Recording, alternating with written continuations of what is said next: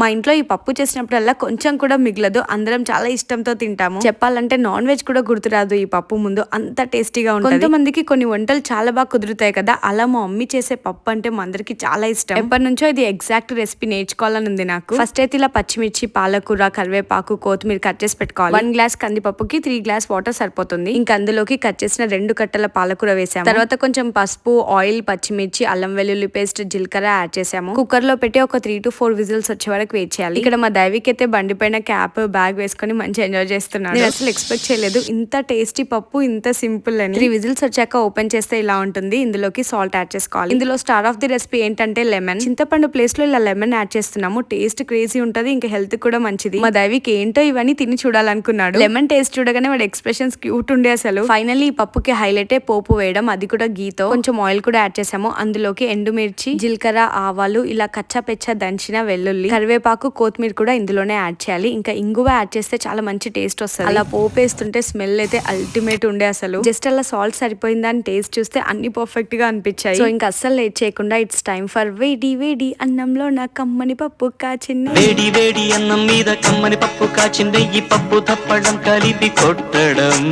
భోజనం మా ఇంట్లో అందరికి పాలకూర పప్పు చాలా నచ్చుతుంది. మంచిగా లొట్టలు వేసుకుంటూ తింటాము. పప్పు రెసిపీ మీరు కూడా డెఫినెట్ గా ట్రై చేయండి, చాలా టేస్టీ ఉంటుంది.